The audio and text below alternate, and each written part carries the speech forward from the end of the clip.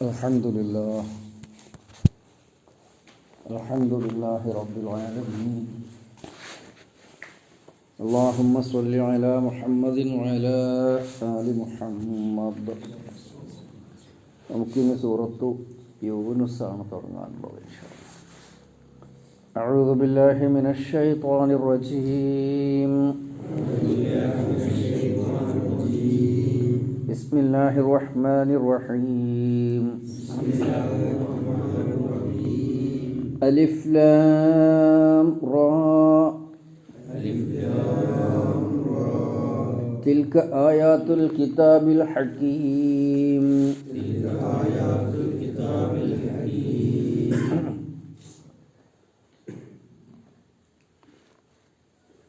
അലിഫ് ലാം റാ, അതിൻ്റെ കാര്യം നമ്മൾ പല പ്രാവശ്യം പറഞ്ഞിട്ടുണ്ട്.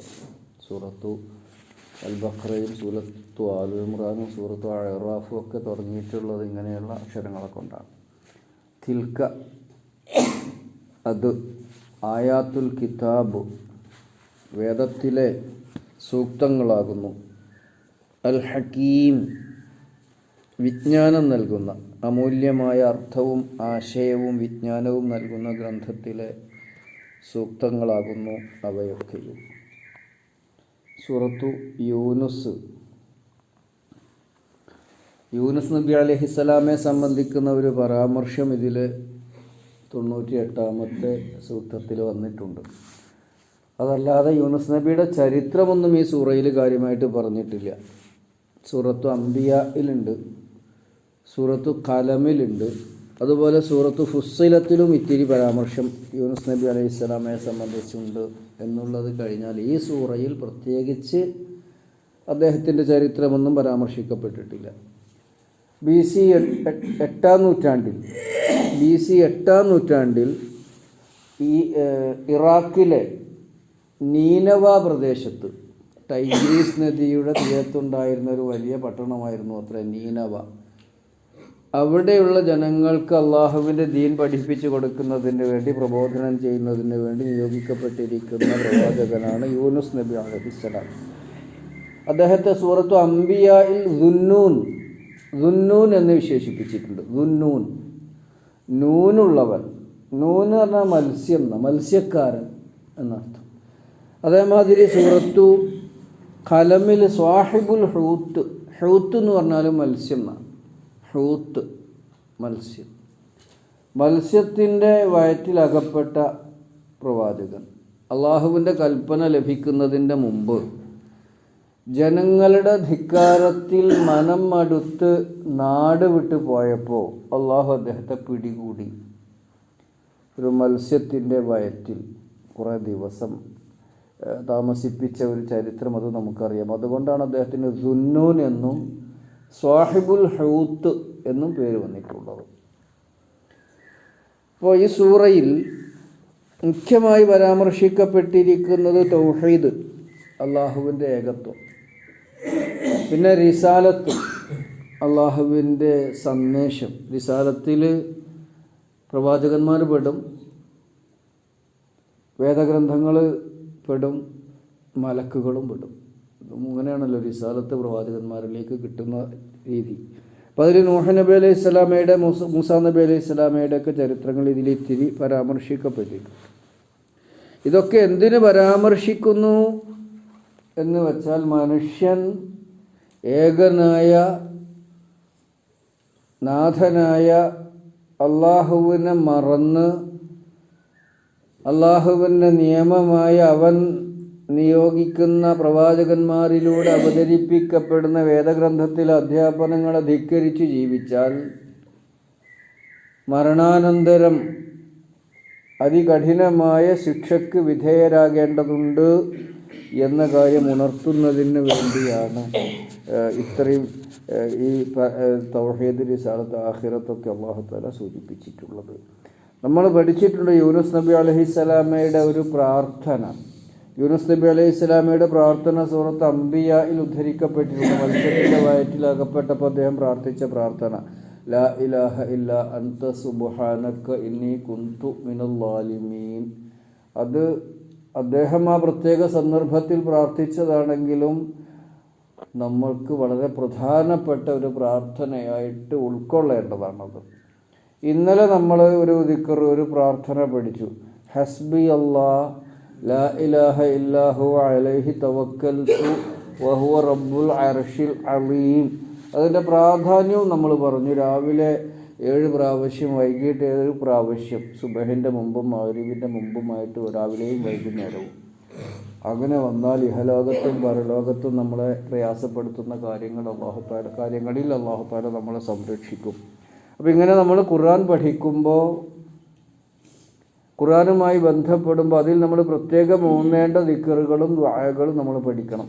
നമ്മൾ ഖുർആൻ പഠിച്ചു തുടങ്ങിയപ്പോൾ തന്നെ ഫാത്തിഹ സൂറത്ത് നമുക്ക് എല്ലാവർക്കും അറിയാം. അത് നമ്മൾ പ്രാഥമികമായി മദ്രസയിൽ നിന്ന് കാണാതെ പഠിക്കുന്നതാണ്. അതോടൊപ്പം നമ്മൾ പറഞ്ഞ സൂറത്തു അൽ ബഖറയുടെ ആദ്യത്തെ 5 സൂക്തങ്ങൾ, അത് കഴിയുന്ന അത്രയും നമ്മൾ കാണാതെ പഠിക്കണം. വളരെ എളുപ്പമുള്ള 5 സൂക്തങ്ങളാണ്. 5 സൂക്തങ്ങൾ പാരായണം ചെയ്യുമ്പോൾ അതിൽ പെടാൻ വേണ്ടി ആഗ്രഹിക്കുകയും അതിനു വേണ്ടി പ്രവർത്തിക്കുകയൊക്കെ ചെയ്യണം എന്നും നമ്മൾ പറഞ്ഞിട്ടുണ്ട്. അതേമാതിരി സൂറത്ത് അൽ ബഖറയിൽ തന്നെ നമ്മൾ പഠിക്കണമെന്ന് പറഞ്ഞിട്ടുള്ള കുറച്ച് ഭാഗങ്ങൾ അത് നമ്മൾ പഠിച്ചിരിക്കണമെന്ന് കൂടി ഞാൻ ഉണർത്തുകയാണ്. ഇൻഷാ അല്ലാഹ് അത് നമുക്ക് പിന്നെ ഒരിക്കൽ കാണാതെ പഠിക്കാനുള്ള ഭാഗങ്ങൾ ഏതൊക്കെയായിരുന്നു നമ്മൾ പറഞ്ഞതൊന്നും പഠിക്കണം, നല്ലതാണ്. വളരെ വേഗത്തിൽ പഠിക്കാൻ കഴിയുന്ന സൂറത്ത് അൽ ബഖറയുടെ അവസാന ഭാഗത്ത് ആയത്ത്, സൂറത്തു അൽ ബഖറയിൽ തന്നെ 250-ാമത്തെ ആയത്ത്, സൂറത്ത് അൽ ബഖറയിൽ തന്നെ 201-ാമത്തെ ആയത്ത്, സൂറത്ത് അൽ ബഖറയിൽ സൂറത്ത് ആലു ഇമ്രാനിലെ 2-ാമത്തെ ആയത്ത്, സൂറത്ത് ആലു ഇമ്രാനിലെ തന്നെ 7-ാമത്തെ ആയത്ത്, സൂറത്ത് ആലു ഇമ്രാനിലെ തന്നെ ഒരു പ്രാർത്ഥന നമ്മൾ ആയത്ത് നമ്പർ ഓർമ്മ വരും. ഇതൊക്കെ നമ്മൾ കഴിയുന്നത്ര നമുക്ക് അറിയുന്നതാണ്. അതൊക്കെ ഒന്ന് ഓർമ്മ പുതുക്കണം. ഇങ്ങനെയാണ് നമ്മൾ ഖുർആനുമായി ബന്ധപ്പെടുക, ഇങ്ങനെയാണ് നമ്മൾ ഖുർആൻ പഠിക്കുക. ഖുർആൻ പഠിക്കാതെ ഒഴിഞ്ഞു മാറുക എന്നുള്ളതല്ല, ഖുർആൻ പഠിക്കാൻ വേണ്ടി മുന്നോട്ട് വരിക എന്നുള്ളതാണ് നമ്മുടെ ഇഹപര രക്ഷക്ക് ഏറ്റവും ഉതകുന്നത് എന്ന് കൂടി നമ്മുടെ കൂട്ടത്തിൽ മനസ്സിലാക്കുക. ഇന്ന് ഞാൻ ഒരുപാട് വിശദീകരിക്കണില്ല. ഈ അലിഫ് ലാം റാ തിൽക ആയാത്തുൽ കിതാബിൽ ഹക്കീം അതൊന്നുകൂടെ അർത്ഥം പറഞ്ഞ് നമുക്ക് ഇന്നത്തെ ക്ലാസ് അവസാനിപ്പിക്കാം. ഇൻഷാ അല്ലാഹ് നമുക്ക് നാളെ തുടരാമെന്നാണ് എനിക്ക് തോന്നുന്നത്. അപ്പോൾ അലിഫ് ലാം റാ ഇത് ഖുർആനിൽ 29 സൂറകളിലുണ്ട്. ഇങ്ങനെ 29 സൂറകളിൽ 14 അക്ഷരങ്ങളാണ് ഇങ്ങനെ ഉണ്ടാവും. അത് ഒരു അക്ഷരം മുതൽ നൂൻ സ്വാദ് മുതൽക്ക് കാഫ് ഹായ ഐൻ സ്വാദ് 5 അക്ഷരങ്ങൾ വരെ ഇങ്ങനെ ഉപയോഗപ്പെടുത്തിയിട്ടുണ്ട്. പണ്ഡിതന്മാർ ഇതിന് പലവിധ വ്യാഖ്യാനങ്ങളും നൽകിയിട്ടുണ്ട്. എന്നാൽ ഖുർആനിലോ സുന്നത്തിലോ അല്ലെങ്കിൽ നബിചര്യയിലോ ഇതിന് എന്താണ് ഇതുകൊണ്ട് അർത്ഥമാക്കുന്നത് എന്ന് നമുക്ക് നൽകപ്പെട്ടിട്ടില്ല. എന്നാലും പണ്ഡിതന്മാർ പലരും പലതരത്തിൽ വ്യാഖ്യാനിച്ച് നോക്കിയിട്ടുണ്ട്. ഇപ്പോൾ ഇവിടെ അലിഫ് ലാം റാ എന്ന് പറയുമ്പോൾ തന്നെ ചില പണ്ഡിതന്മാർ സൂചിപ്പിച്ചിട്ടുണ്ട് അർ-റഹ്മാൻ എന്നുള്ളതിൻ്റെ ഒരു സൂചനയാണ് അലിഫ് ലാം റാ, ഒരു സൂചന. അത് അങ്ങനെ ഒരു അഭിപ്രായമാണ് അർ-റഹ്മാൻ. വേറെ ചില പണ്ഡിതന്മാർ പറഞ്ഞു അന അല്ലാഹു അറ, ഞാൻ അല്ലാഹു ഞാൻ കാണുന്നുണ്ട് എന്നതാണ് അതിൻ്റെ സൂചന. ഇതൊക്കെ നമുക്ക് അന്തിമമായി അതുതന്നെയാണ് അതിൻ്റെ ആശയമെന്ന് പറയുക സാധ്യമല്ലെങ്കിലും ആവാം. അള്ളാഹുവാണ് ഏറ്റവും നന്നായി അറിയുന്നവൻ. മറ്റൊന്നുള്ളത് ഇതൊരു സൂചനയാണ്. എന്തിന്? ഖുർആൻ ഇത്തരത്തിലുള്ള അക്ഷരങ്ങളെ കൊണ്ട് ഉള്ളതാണ്. ഇത്തരത്തിൽ കേവലമായ അക്ഷരങ്ങൾ കൂടി ചേർന്നുകൊണ്ടാണ് ഈ ഖുർആൻ എന്ന് പറയുന്ന മഹാത്ഭുതം, ഖുർആൻ എന്ന് പറയുന്ന ആശയസാഗരം, ഖുർആൻ എന്ന് പറയുന്ന അള്ളാഹുവിൻ്റെ മഹാനിയമങ്ങൾ ഇത്തരം അക്ഷരങ്ങളിലൂടെയാണ് അള്ളാഹു തആല അവതരിപ്പിച്ചിരിക്കുന്നത്.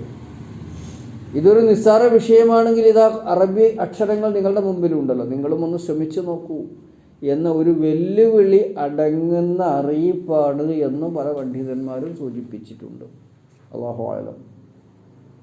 അപ്പോൾ അലിഫ് ലാം റാ എന്ന് പറഞ്ഞാൽ അപ്പോൾ നമ്മൾ 29 സൂറകൾ ഉണ്ടാവും ഇങ്ങനത്തെ അക്ഷരങ്ങൾ കൊണ്ട് തുടങ്ങിയത്. അതിൽ 14 അക്ഷരങ്ങളാണ് ആവർത്തിച്ച് ഉപയോഗപ്പെടുത്തിയിരിക്കുക.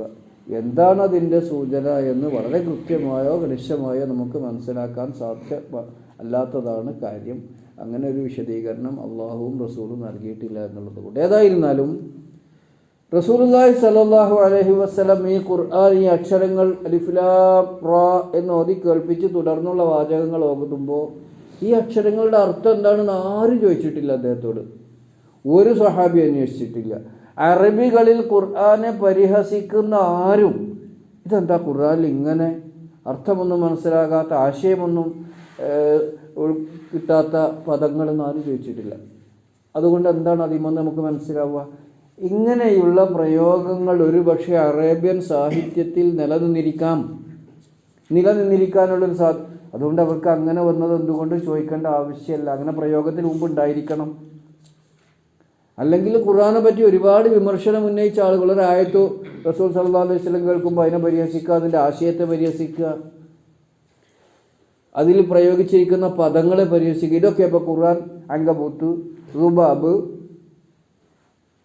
വെട്ടുകിളി, അല്ലെങ്കിൽ ഹുദുഹുദ്, ഇങ്ങനെ എന്താ അള്ളാഹ് അങ്ങനെ ചെറിയ ചെറിയ പദങ്ങളൊക്കെ ഖുർആനിൽ ഉപയോഗിക്കുന്നത് എന്നൊക്കെ പറഞ്ഞ് പരിഹസിച്ചിട്ടുണ്ട്. പക്ഷെ ഇങ്ങനെ ഒരു പദങ്ങൾ എന്തുകൊണ്ട് ഖുർആനിൽ, ഇങ്ങനെയുള്ള അക്ഷരങ്ങൾ എന്തുകൊണ്ട് ഖുർആനിൽ ആരും പരിഹസിച്ചിട്ടില്ലാത്തത് കൊണ്ട് ചില പണ്ഡിതന്മാർ നിഗമിക്കുന്നത് ഇങ്ങനെയുള്ള പ്രയോഗങ്ങൾ ഒരുപക്ഷെ അറബികളുടെ ഭാഷാ സാഹിത്യത്തിൽ ഉണ്ടായിരുന്നിരിക്കണം എന്നതാണ്. അപ്പൊ അതുണ്ട്, ഒരു ഉണർത്തലാണ്. ഇതൊക്കെ നിഗമനങ്ങളാണ്, കൃത്യമായ അറിയിപ്പുകളല്ല. ഇതൊക്കെ നിഗമനങ്ങളായിട്ട് നമുക്ക് മനസ്സിലാക്കാം. ഇതൊക്കെ ഞാൻ പറഞ്ഞത് മുഴുവനും എൻ്റെ അഭിപ്രായമല്ല, പണ്ഡിതന്മാർ ഇതുമായി ബന്ധപ്പെട്ട് ചർച്ച നടത്തിയിട്ടുള്ള വിഷയങ്ങളാണ്. വലിഫ്ലാം റോ, ഇവിടെ റാ വന്നിരിക്കുന്നത് എല്ലാവരും ഒന്ന് ഉണർത്തണം. ഈ പറഞ്ഞ മാതിരി തന്നെ ഒന്ന് ഉണരാൻ വേണ്ടിയിട്ടാണ്. നമ്മൾ പറയുമ്പോൾ ഓ എന്നൊക്കെ എന്ന് പറയപ്പെടുന്നു എന്നുള്ളതിൽ കവിഞ്ഞ് കൃത്യമായി ആരും ഇത് അല്ലാഹു അഅലം എന്നാണ് അവസാനം പറയുക. എന്ത് പറഞ്ഞാലും അവസാനം ഈ വിഷയത്തിൽ എന്ത് അല്ലാഹു അഅലം, എന്നുവെച്ചാൽ കൃത്യമായ ഒരു തീരുമാനമല്ല, ഒരു നിഗമനം എന്നേ അതിനെപ്പറ്റി. അള്ളാഹുവാണ് അറിയുക എന്ന് നമ്മളും പറയും. അല്ലാഹു അഅലം. ഇൻഷാ അല്ലാഹ് ഈ ആയത്തിൻ്റെ ഒന്നാമത്തെ ആയത്തിൻ്റെ അർത്ഥം പറഞ്ഞ് നമുക്ക് നിർത്താം. തിൽക്ക ആയത്ത്, ഈ പിന്നൊന്ന് മനസ്സിലാക്കേണ്ടത് ചില അക്ഷരങ്ങൾ സ്വതന്ത്രമായ ആയത്ത്. അപ്പോൾ അലിഫിലാമീം ഒരു ആയത്താണ്. എന്നാൽ ഇവിടെ അലിഫിലാം റാ അതൊരായത്തല്ല, അത് ഒന്നാമത്തെ ആയത്തിൻ്റെ ഭാഗമായിട്ടാണ് വന്നിരിക്കുന്നത്. അങ്ങനെയൊക്കെ ചില കാര്യങ്ങൾ അതിൽ ഉണ്ട്. തിൽക്ക അതൊക്കെയും ഇത് എന്നല്ലേ, ഇതല്ലേ ഖുർആൻ. അപ്പോൾ അത് എന്ന് പറഞ്ഞത് അതിന് ആദരസൂചകമായിട്ടും ആളുകൾ അതൊന്ന് മനസ്സിൽ ഉൾക്കൊള്ളാൻ വേണ്ടിയിട്ടുണ്ട്.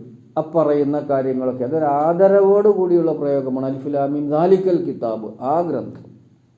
അതല്ല ലൗഹുൽ മഹ്ഫൂദാണ് സൂചിപ്പിക്കപ്പെട്ടിട്ടുള്ളത്. അത് എന്ന് പറയുമ്പോൾ അതിലെ ആയത്തുകളാണ് എന്നൊക്കെ, അതൊക്കെ വിശദീകരണങ്ങളാണ്. എന്നാൽ തിൽക്ക ആയാത്തുൽ കിതാബ്, കിതാബിലെ ആയത്തുകൾ, വേദത്തിലെ സൂക്തങ്ങൾ, വേദവചനങ്ങളാകുന്നു. അൽ ഹക്കീം, ഹിക്മത്ത് പറഞ്ഞ വിജ്ഞാനം, തത്വജ്ഞാനം എന്നൊക്കെ അർത്ഥമുണ്ട്. അപ്പോൾ ഈ ഖുർആൻ വിജ്ഞാനപ്രദമായ വേദമാണ്, അതിലെ സൂക്തങ്ങളാണ് ഈ അവതരിപ്പിക്കപ്പെടുന്നതൊക്കെയും. ഇത് റസൂൽ സല്ലല്ലാഹു അലൈഹി വസല്ലം അറബികൾക്ക് ഓതി കേൾപ്പിക്കുകയാണ്. അതോടൊപ്പം നമുക്കും അതിൻ്റെ ആശയം ബാധകമാണ്. ഹക്കീം എന്ന് പറഞ്ഞാൽ അമൂല്യമായ അർത്ഥം, വിലമതിക്കാനാവാത്ത അർത്ഥവും അതുപോലെ തന്നെ ആശയവും ഉൾക്കൊള്ളുന്നതാണ് ഹക്കീം.